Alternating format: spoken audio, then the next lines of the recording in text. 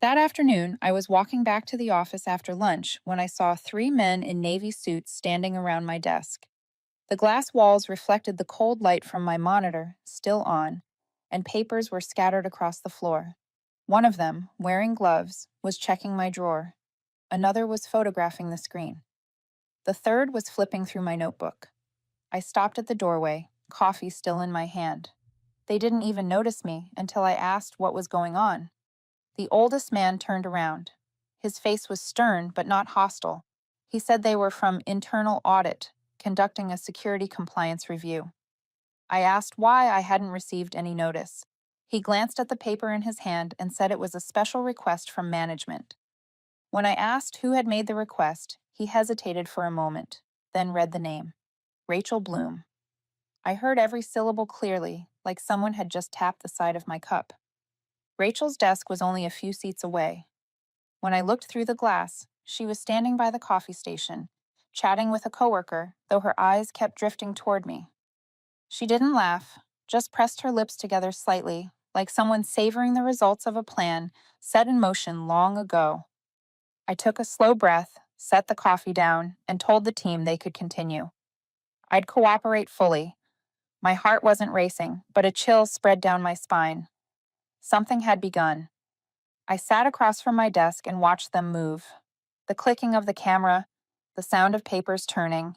Everything was too sharp, too deliberate. In my head, the last few days started piecing together like a puzzle. Monday's meeting, when Rachel questioned my data retention protocol. Yesterday afternoon, when she walked past my desk, glanced at my monitor, and smiled. That knowing, artificial smile. I remembered the times she half joked that the company needed someone more adaptable, someone who could handle risk better. I hadn't thought much of it then. Now I did. One of the auditors asked to check my computer. He browsed the folders, took notes, and asked a few questions about my project. I answered briefly, giving him everything he needed. As he nodded in thanks, I caught Rachel's reflection on the monitor, walking slowly past my desk again, her eyes landing on my screen. This time, she didn't hide it. I met her gaze without a word. Maybe that silence was what made her stop. I knew the procedure well. I used to be part of the cross-inspection team when I led data security. Surprise audits weren't uncommon, but they always had a trigger, a traceable cause. The odd thing was that audits like this usually targeted system anomalies, not individual employees, and certainly not me, someone known for following protocol to the letter. That's when it hit me. This wasn't random. Someone had planned it. The lead auditor looked up and asked if I had ever taken client data off the company server. I said no. Every access was logged and stored in the central system. He nodded, scribbled a few more lines, then turned back to his team. No one spoke after that. I heard the wall clock ticking, each second stretching the silence thinner. I didn't know what they were looking for, but my instincts told me it wasn't inside my computer. It was in someone else's mind. When they packed up and said they'd return later that afternoon to finalize the review, I stood up, thanked them, and stepped out. Rachel was by the coffee station, phone in hand, waiting. She looked up and said lightly, "I heard they're auditing your data cluster. Hope it's nothing serious." I looked her straight in the eye and said, "I hope so too." Then I walked away, leaving her in the faint scent of freshly brewed coffee. Outside the window, Seattle rain kept falling. Long streaks of water sliding down the glass like unfinished lines of code. I leaned against the railing and stared at the wet parking lot below. It wasn't fear that made my hands tremble, but the realization that someone inside this company was willing to weaponize trust. And if they'd done that, I needed to be ready for what came next.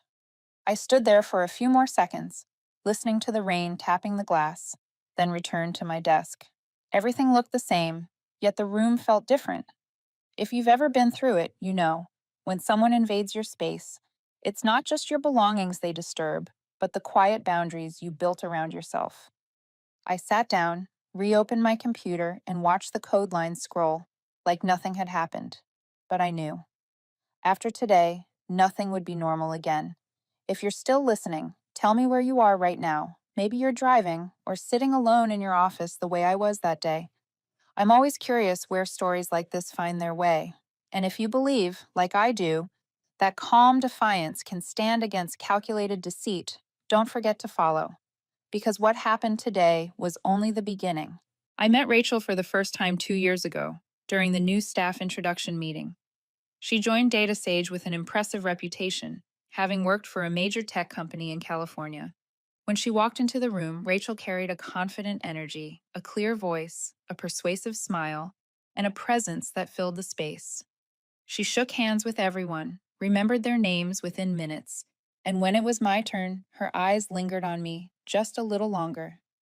I still remember what she said that day, that she had read my report on user behavior analytics and was deeply impressed. I smiled and thanked her, never thinking that polite remark would be the start of something calculated. At first, Rachel came across as a driven and energetic coworker. She often stopped by my desk to ask about workflow details, to review a piece of code, or to discuss a test result. She said learning from someone better was the fastest way to grow. I didn't mind. In fact, I was glad someone showed genuine interest in the work I did. But a few months later, what I had taught her began appearing in meetings, not as notes of gratitude, but as if she had come up with everything herself. I realized it clearly during our first quarterly meeting. The project my team had spent 3 months developing was presented again, this time in Rachel's report with her name on the title. When our manager praised the thoroughness of the plan, she simply smiled, never mentioning the team that built it. I said nothing. I didn't want to make a scene. In this world, credit is always the first thing to fade when placed next to reputation. After that, everything began to shift. Rachel started showing up in meetings she wasn't invited to, saying she wanted to stay updated on progress. She began emailing our manager, CCing me, to comment on my reports, even when no one asked. Her feedback was often trivial, sometimes absurd, but enough to make me waste time clarifying. Each time, she'd laugh and say she only wanted to help make things perfect. I stayed quiet because I knew that silence bothered her more than any reaction.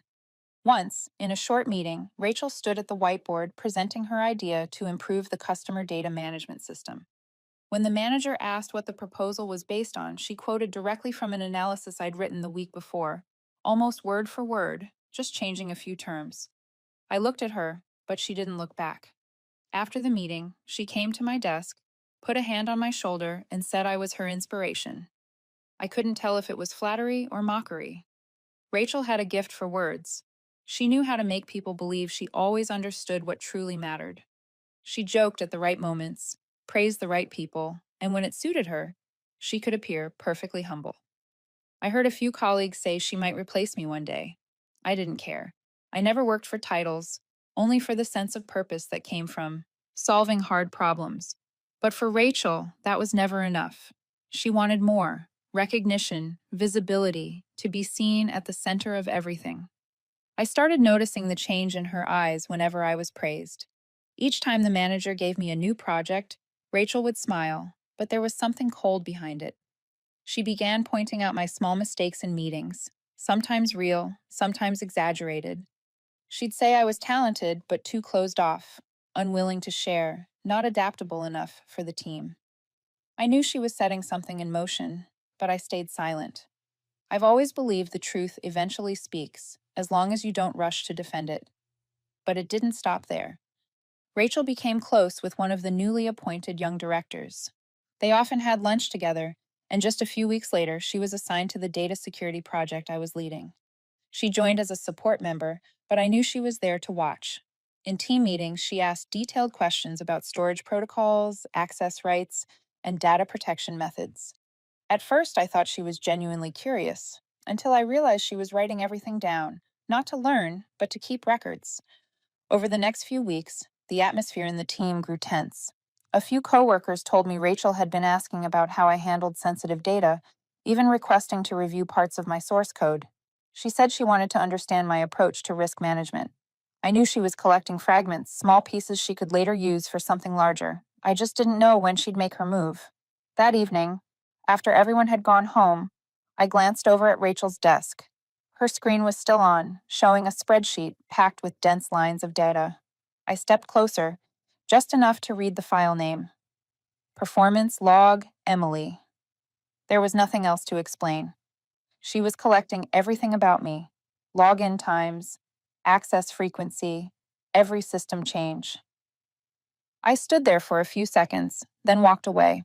I understood then that the game she had started would eventually reach the point where I'd have to answer. From that day on, I started paying closer attention to every small detail at work. I realized Rachel wasn't just collecting data passively, she was setting traps. One morning, she sent me a data set with the wrong format, but gave it the same name as the original file. By the time I caught it and fixed it, she had already taken a screenshot of the first version and saved it as evidence of an error in the review process. Another time, she deliberately changed the access permissions on a shared folder, blocking me from uploading data on schedule, then emailed the director asking why the timeline had slipped. Every move was calculated, as if she had been planning it for months. I didn't tell anyone. I knew that if I reacted, she would use it as proof that I was unstable or losing control. So I stayed silent, watched, memorized every detail, and more importantly, started preparing my own quiet way to respond. I wasn't planning revenge. I just wanted to create a way for the truth to speak without me having to raise my voice. Because in any company, the loudest person is rarely the one people believe. One afternoon, while reviewing system logs, an idea came to me. If Rachel could use data to prove I was wrong, why couldn't I use data to prove the opposite? Not by tracking anyone, but by recording the things no one else noticed. Small acts, words of thanks, moments of cooperation people often overlooked. It sounded naive at first, but the more I thought about it, the more it made sense. I called it the kindness log. I created a separate table in the internal system. Each time someone said thank you, each time someone helped a teammate, I recorded it. Not full names, just enough to recognize them. A simple line. DC, stayed late to debug a script. AH, helped resolve a client ticket. Small actions, unnoticed by most, yet they shaped the air we worked in. I had no intention beyond staying grounded, but as the list grew, I realized I was building something more meaningful than I'd expected. After a few weeks, the data sheet grew longer. When I looked through it, I noticed something strange. Certain initials appeared again and again. People I saw every day, the ones who quietly kept things running. And then there were others, names that never showed up, not because they didn't work, but because they left no trace of kindness. Rachel was one of them. Not a single line carried her initials, not one act worth recording. I never meant for anyone to see the kindness log, but another thought began to form in my mind. If someone ever accused me of something I didn't do, I wouldn't need to defend myself. I'd let the data speak, the kind of data no one expects. Rachel must have sensed that I wasn't reacting the way she'd hoped. She began to push harder. During meetings, she slipped in questions designed to corner me, casually referencing errors only an insider would know. She'd pretend to ask about the processes I managed, making sure everyone else could hear. I answered slowly, precisely, leaving no gaps. She smiled, nodded, but her eyes couldn't hide the frustration. One late evening, I stayed in the office to finish the month-end report. As I stood to make coffee, I noticed Rachel was still there too. She was in the empty conference room, the light from her screen casting harsh shadows on her face, so different from her polished daytime charm.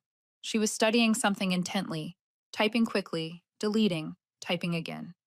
I slowed my steps, careful not to make a sound. The door was slightly ajar, enough for me to read the file name on her screen. Internal Report, Ethics and Compliance Review. She was writing an official report, and my name was in it. I left the office without a word. Outside, the streets were quiet, windows glowing faintly in the drizzle. I walked slowly, the same question looping in my head. What did she want? Reputation? Power? Or simply the satisfaction of watching someone else fall? Whatever it was, I knew she was close to making her final move, and if that was true, I had to be ready for mine. The next morning, I opened the kindness log again. I added a new line without any initials, just a sentence. Sometimes the absence of kindness tells the whole story.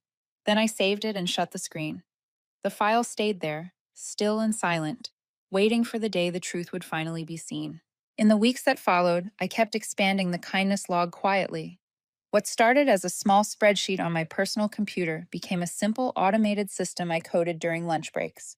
I programmed it to scan internal messages and emails for positive language, words of praise, gratitude, or acknowledgement. Each time the system detected something like that, it created a new entry with the sender, recipient, timestamp, and subject line. No one knew it existed except me. I didn't hide it, but I didn't advertise it either. I just wanted to see if kindness could be measured with data. Over time, I began to notice fascinating patterns.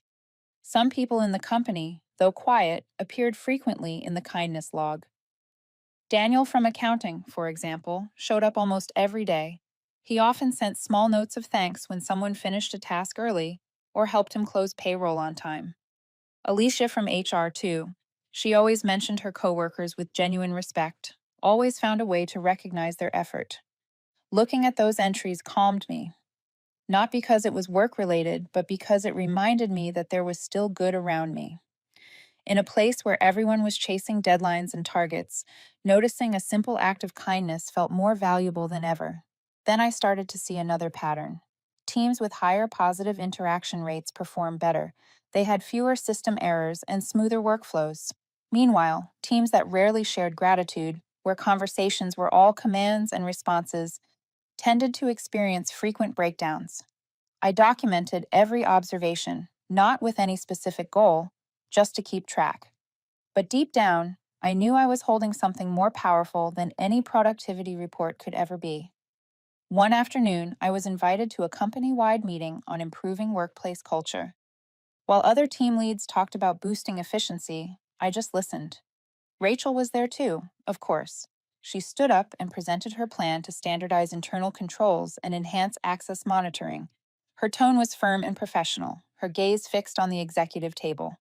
When she spoke about potential risks in personal data management, I knew exactly who she was implying. After the meeting, she approached me, pretending to be friendly. She said the company needed people who were truly responsible with data, and that she hoped I would fully comply with the new protocols.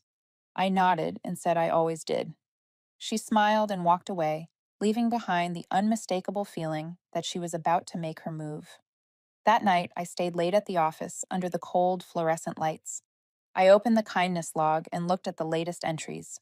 Dozens of familiar names, people who made the workplace lighter, kinder. And then one name is missing completely: Rachel. Not once. No thank you. No acknowledgement. Nothing. I stared at the screen for a long moment, then scrolled down to the last empty line and typed a note. There are people who build connections, and there are people who measure them only to control. It wasn't meant as a message, just an honest observation. But as I looked at the words, a chill ran through me. The next day, something strange happened. Daniel stopped by my desk and said he'd noticed the atmosphere in the team had become more positive lately.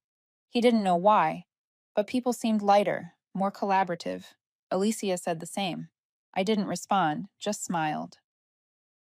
Maybe because I knew the kindness log was quietly doing its work, reflecting how people treated one another. With each passing day, I felt calmer, less affected by Rachel's provocations. Whenever she tried to test me with her half-joking remarks, I replied evenly, as if her words couldn't touch me anymore. Maybe that composure was what irritated her most. One late afternoon, I saw her in the hallway speaking with the department director.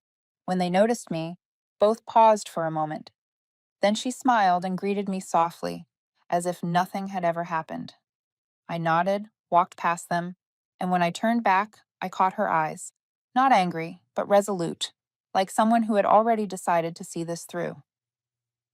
That night, I couldn't sleep. I opened the kindness log again, scrolling through lines of quiet goodness, small, genuine traces of humanity.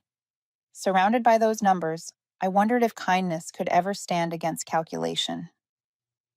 I didn't have an answer, but I knew soon enough someone would force me to find one. It was a Monday morning when I set my bag down on my desk and saw three men in navy suits walk into the office. My heart sank instantly. I knew exactly who they were: internal audit. This time, they hadn't come by schedule, nor had they sent any prior notice. The entire room fell silent as they approached me, saying they needed to conduct a full review related to data security. I nodded, calm, and asked what kind of support they required from me. The lead auditor said I could step away from my desk while they performed the inspection. I stood aside, watching them open my computer, browse each folder, take screenshots, and jot down notes. I knew they would soon find the kindness log, since it was stored directly in the internal system, never hidden. Rachel arrived shortly after, feigning surprise at the sight of the audit. She spoke loudly enough for everyone to hear that she had just happened to walk by, then asked what was going on. One of the auditors escorted her out, but before the door closed, our eyes met. Hers showed no worry, only expectation. I sat down in the break area, took a sip of coffee, and couldn't taste a thing. The sound of typing, cameras clicking, and papers shuffling drifted from my desk. After a while, the lead auditor came over and said they'd found an automated system on my computer and wanted to know its purpose. I explained that it was a personal tool I had built, designed to collect positive communication data, words of thanks, encouragement, or teamwork, to observe collaboration patterns across teams. It had nothing to do with client data. He frowned, asked a few more technical questions. I answered clearly, providing the code, test reports, and everything transparently. They exchanged glances without saying a word. One of them returned to my computer and opened the kindness log file. The room grew strangely quiet. They read for a long time. Then one of them turned to me and asked what the list represented. I said each line recorded a positive action, a thank you, an act of support, a moment of teamwork, just a personal way to document good things.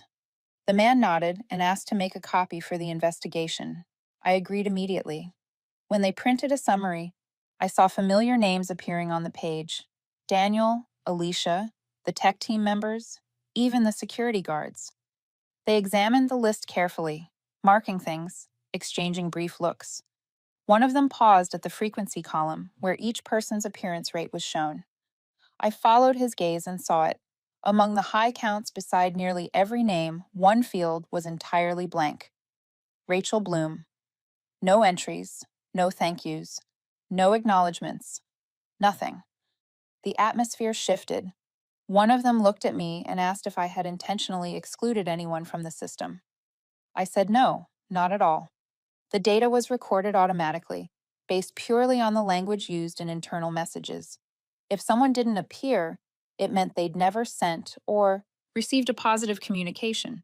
He stayed silent for a moment, then nodded. They continued reading, whispering to each other. I couldn't hear what they said, but it felt like what they'd found unsettled them. Finally, the lead auditor closed his folder and said they'd compile their report and share the results soon. Before leaving, he looked at me again, his expression softer than when he'd arrived. I returned a small nod, though inside I was conflicted. By afternoon, the office was unusually quiet. Word of the audit had already spread. I knew Rachel was waiting for a different outcome. She walked past my desk several times, pretending to look for something, but said nothing. Her confidence from the morning was gone. When the short end-of-day meeting began, the audit lead came in, spoke quietly with the director, and left. I couldn't hear what was said, but I saw Rachel watching him go, her hand tightening around her pen. I packed my things to leave and found her standing in the hallway, phone in hand. When I passed, she looked up, trying to sound casual. She said she hoped the audit hadn't been too stressful for me. I stopped, replied that everything was fine. She nodded, forced a thin smile, but her eyes still carried disbelief, as if she couldn't accept that her plan hadn't gone the way she intended. On my way home, light rain fell over the city, streetlights reflecting on the wet asphalt. I knew the audit wasn't the end. It only made Rachel realize that the very tool she tried to use against me might turn against her. And if I was right, she wasn't finished yet. I thought things would calm down after the audit, but only a week later, the air in the company began to shift again. Whispers started surfacing, in the hallways, at the cafe near the office, during small team huddles.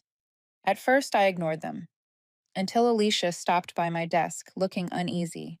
She said Rachel had been telling people that I'd been collecting employees' personal data without permission, that my kindness log was actually a behavioral tracking tool, a violation of privacy. I looked at Alicia and tried to smile, but something cold spread through me. She added that she didn't believe it, but some people seemed to. I thanked her for telling me the truth, then said nothing more. The rest of the day, I couldn't focus. One question kept looping in my mind. Why would Rachel go that far when everything had already been made clear? The answer came the very next morning. Rachel sent a long email to the entire department about the importance of adhering to personal data protection policies. She didn't mention me by name, but everyone knew what she was implying. She wrote that even well intentioned data collection could damage trust, and the company should reevaluate all unofficial systems involving internal information. The email was skillfully written, the tone measured, and persuasive enough to make anyone who didn't know the full story believe she was acting out of responsibility. That afternoon, as I walked through the cafeteria, a few people were whispering. They stopped when I got closer. I sat down, tried to eat a few bites, but everything tasted bitter. Rachel wasn't attacking me outright. She was planting doubt. No evidence, no direct accusation, just words vague enough to confuse. Later that day, Daniel came to see me. He said Rachel had asked if he ever felt watched, knowing I had a system that collected positive messages between colleagues. He told her no, that he trusted me completely, but warned that she was talking to others, even management. He looked worried. I thanked him and told him not to get involved. I didn't want anyone else pulled into this. That night, I stayed alone in the office. The room was quiet, the glow of my monitor reflecting off the glass walls. I opened the kindness log and stared at the hundreds of bright, steady lines of data, wondering if the good I'd tried to protect could withstand a rumor. I thought of Rachel's eyes in the hallway last week, the confidence gone, replaced by something deeper, more stubborn. Maybe she couldn't stand losing, or maybe she just needed someone to blame for her own failures. The next day, I noticed people acting differently. Some greeted me half-heartedly, others avoided eye contact. During the project update meeting, the director no longer sounded as relaxed as before. He asked more questions, scrutinized every detail. Rachel sat across the table, silent, but I could see satisfaction flicker in her eyes. That afternoon, she stopped by. My desk? Her tone almost casual. She said she'd heard I might be having trouble with emotional data collection. She suggested I should be more careful with what I create. I looked up, keeping my voice steady, and said I had nothing to hide. My system was transparent and never violated anyone's privacy. She smiled faintly and whispered just loud enough for me to hear that sometimes it isn't about being right or wrong, but about how people choose to see it. Then she walked away. That night, I stayed up late. I knew I was standing on the thin edge between truth and rumor. I could speak out, defend myself, but I also knew any defense now would sound like denial. Rachel was using her favorite tactic, turning my silence into proof against me. And if I kept quiet, her version of the story would soon become the truth everyone believed. I opened the kindness log once more and scrolled through the old entries. Then I added a new column. This time I started recording not just acts of kindness, but the spread of negativity, as if I wanted to capture both sides of human behavior in one place. When I finished, I sat still, watching the blinking cursor at the end of the line. I knew there was only one way left to break the cycle. I had to bring everything into the light before Rachel found a way to twist it first. I arrived at the office earlier than usual, before the morning light reached the row of glass buildings across the street. The air was quiet, but something heavy hung over the place. I sat down, turned on my computer, and watched the login screen flicker and fade. My reflection on the blank monitor looked pale from a sleepless night. I knew today was the day I'd have to make a choice. The rumors hadn't stopped. Rachel had found a way to twist the story again, convincing people that I'd built an emotional tracking system, that what I called positivity was actually a tool to measure and judge behavior. A few colleagues had started to treat me differently, not avoiding me, but not meeting me halfway either. I could feel it, the slow, quiet isolation of being doubted. Daniel stopped by mid-morning. He leaned in and asked softly if I was sure I wanted to stay silent forever. He said silence can be mistaken for admission, at least to those who don't understand. I didn't answer right away. He looked at me, worried, and added that sometimes the only way to protect the truth is to speak it before someone else twists it. I sat there, listening to the hum of the air conditioner, then nodded. He didn't say anything more, just tapped the back of my chair gently before walking away. That afternoon, I opened a new email and typed the subject line: Personal project, transparency, and consent. I wrote briefly, clearly, no justification, no blame. I explained that the kindness log was a personal tool designed to observe patterns of positive collaboration across teams. The data it collected was fully public within the internal system, never touching private information, and its only purpose was to highlight acts of appreciation and cooperation among colleagues. I added that if anyone felt uncomfortable being included, they could request to have their name removed at any time, no questions asked. Finally, I thanked everyone for their constant collaboration, for believing that a workplace is built not only by results, but by how we treat one another. I read the email once more. Every line was honest. There was no defense, only clarity. When I hit send, it felt like setting down a weight I had carried for far too long. The first reply came faster than I expected. Alicia wrote that she hadn't known I was doing this, but thought it was the most meaningful thing anyone had done for the company. Then came Daniel's message, short but sincere. Don't stop. We need this. More followed. Some people said they had once seen their own thank you messages reflected in the system and felt recognized for the first time. Others said the kindness log made them notice small, valuable actions they'd overlooked. By the end of the day, I had dozens of replies, messages of gratitude, support, even surprise. A few asked how they could create a version for their own teams. I read every email carefully, feeling something in me ease for the first time in weeks. The storm of rumors seemed to be fading, but one person never replied, Rachel. She didn't comment, didn't show up around me, didn't say a word. In the following days, she avoided me completely. I saw her in a few meetings, but she never looked my way. I wanted to believe that meant it was over, that her silence was surrender. I almost did until Daniel told me Rachel was preparing another report, this time not just about me, but about the entire internal data framework. That night, with only the dim office lights left on, I stayed at my desk once more, staring at the numbers and lines of code on my screen. I wasn't afraid anymore. I knew that whatever Rachel said, the data couldn't lie. Numbers don't take sides. They only reflect what's real. And when the truth finally surfaces, no one can hide behind words forever. I turned off the lights and stepped outside. The city was still alive, headlights gliding over rain-wet streets. I walked slowly, tired but calm. I might not control what comes next, but at least I had let the truth speak before someone else tried to silence it. 2 weeks after I sent the transparency email about the kindness log, the atmosphere in the company had changed completely. People talked more. Gratitude surfaced naturally in meetings, and someone even left handwritten notes to thank their teammates. I hadn't imagined something I built could ripple through the office like that. But the peace on the surface was only an illusion. Beneath it, I could feel tension gathering, quiet but sharp, like a current waiting to break. On Friday morning, I received an urgent meeting invite from the director. The subject line read, Internal Security and Cultural Review. All team leads were required to attend, including me and Rachel. I knew right then this was where everything would unfold. The conference room on the 14th floor was large and cold. On the screen at the front, the company logo glowed above the title, Data Ethics and Culture Review. Everyone sat around the table in silence, the air filled only with the hum of the air conditioning and the faint rustle of paper. The director opened with a brief statement.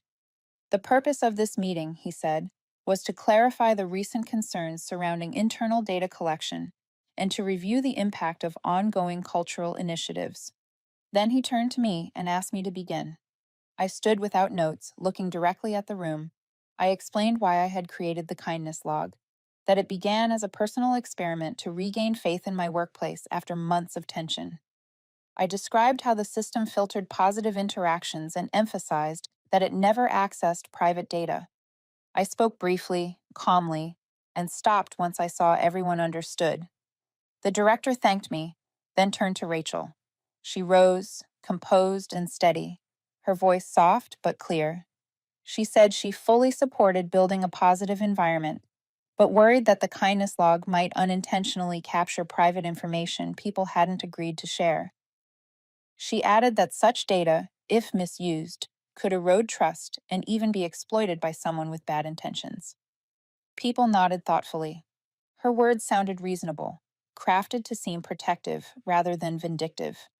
The director stayed silent for a moment, then gestured for the internal audit team to present their findings. The lead auditor stood, opened his laptop, and connected it to the display.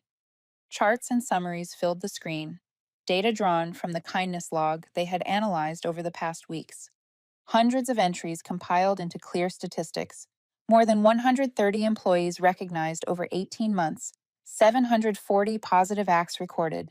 Gestures like offering help, resolving issues under pressure, staying late to assist a teammate, or simply saying thank you. Then the auditor switched to the next slide. A frequency chart appeared, showing how often each employee's name occurred. Most bars were tall and balanced across departments, but at the very bottom, one column stood blank. The name beside it read, Rachel Bloom. No one spoke for several seconds. The air seemed to slow. Rachel didn't move. The director tilted his head and asked the audit team to confirm that the data was accurate. They nodded. He waited another moment, then said quietly but firmly that sometimes numbers speak louder than people. Rachel tried to recover. She said that her absence from the data didn't prove anything. Not everyone expresses appreciation through messages or written notes, and she preferred to focus on results rather than social gestures. Her tone stayed controlled, but the edge in it was unmistakable. The director nodded thoughtfully, then asked if focusing on results had perhaps made her forget that working with people is part of the result. Rachel said nothing. The auditor continued. He reported that their review had found no privacy violations, no breaches of personal data, and that the kindness log had actually improved morale and productivity across multiple teams. Several departments had even started developing their own versions of the system, inspired by its effect. The director looked around the room and said the company had always encouraged innovation that built culture. But what mattered most was how people responded to others' success. His eyes rested briefly on Rachel. He didn't need to say more. Everyone understood. The meeting ended in silence. As people stood up, Rachel stayed seated for a long moment, staring at the dark screen ahead. I didn't see anger in her face, only a hollow kind of disbelief. Maybe she hadn't expected that the same data she meant to use against me would end up exposing her instead. That afternoon, the director called me into his office. He said the kindness log would be expanded company-wide as a pilot project and that I would lead it. He also mentioned Rachel would be reassigned to the technical division, where she could focus on individual work without participating in cross-team initiatives.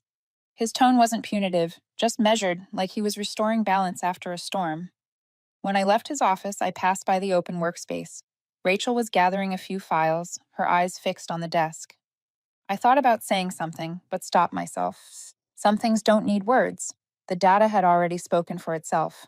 I came back to my desk that Monday morning without the heaviness that used to follow me through the door. People greeted me with ease.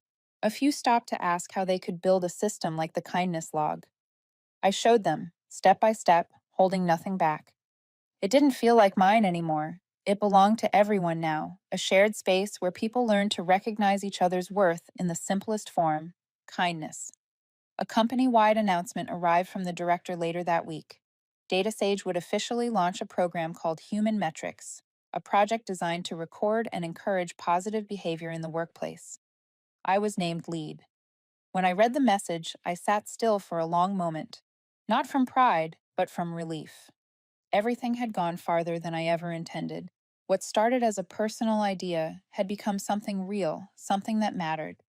Rachel still came to work, but on another floor, in the technical division. We rarely crossed paths. Occasionally, I'd see her in the elevator. Her face was calm, her eyes steady, not avoiding, but not seeking conversation either. We'd nod politely, like two people who once knew each other well but had outgrown the need for words. I didn't hate her. Maybe, in her place, cornered by comparison and expectation, I might have lost my balance too. One late evening, as I was about to shut down my computer, an email arrived. No signature, no introduction, just a plain subject line. I didn't need to guess who it was from. She wrote that she'd read the kindness log expansion report and seen the feedback from others. She said maybe I'd been right, that data really could reflect truth even when people refused to see it. At the end, she added one strange, simple sentence: "Thank you for letting me see myself in it." I didn't reply right away. I sat there, the monitor's light spreading faintly across the desk. Her words took me back to the first time I saw her, standing in that introduction meeting. Confident voice, unshakable presence. Now her tone was different, not echoing through a boardroom, but soft, almost like a confession. In the days that followed, I kept my old habit of staying late. I'd sit before the screen, open the kindness log, and scroll through those small, overlooked records of decency. I added new lines, not just thank yous and gestures of help, but signs of quiet change. Someone who'd never said thank you before now sends short notes after every meeting. Another who once worked in silence had started acknowledging others' efforts. All of it recorded, forming a pattern no algorithm could fake. Sometimes I thought the kindness log wasn't something I built at all. It was something that rebuilt me. I used to care only about doing things right, by the book, without error. I didn't realize that a workplace doesn't survive on discipline alone, but on the invisible threads between people. I had once seen Rachel as the enemy, but now I understood. She was a mirror, reflecting the weakness I hadn't wanted to face in myself. When Human Metrics officially launched, I was invited to speak at the internal conference. I told them that data can record many things, but it can never replace sincerity. I said the kindness log was never meant to measure people. It was created to remind us that kindness leaves a trace, even when no one is trying to prove it. The room fell silent, then erupted in applause. Afterward, I returned to my desk and looked out the window. Outside, Seattle rain was falling softly. Here, rain never shouts. It drapes everything in a thin, gentle blur. I opened the kindness log and typed one last line for the day. Sometimes the quietest data tells the loudest truth. I saved it, closed my laptop, and stepped out of the office. On the way home, I thought about everything that had happened. Some battles aren't meant to be won. They only need to last long enough for the truth to find its way through. The kindness log began as a small act to keep myself from being swallowed by cynicism. But in the end, it became proof that kindness, when acknowledged, carries more power than any strategy ever could. Justice doesn't always arrive with noise or confrontation.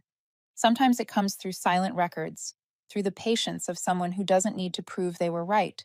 And maybe that's the only way to make good things last longer than the people who create them.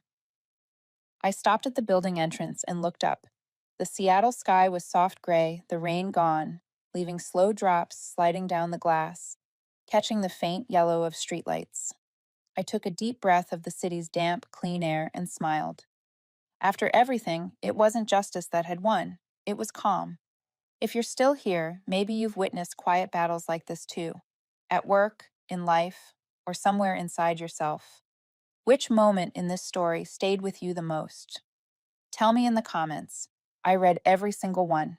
And if you believe, as I do, that kindness, no matter how small, can transform an entire space, stay with me for the next stories. Stories where justice doesn't always come from power, but from doing the right thing at the right time. Don't forget to subscribe and turn on notifications so you won't miss any journey where truth finds its light. Thank you for listening until the end.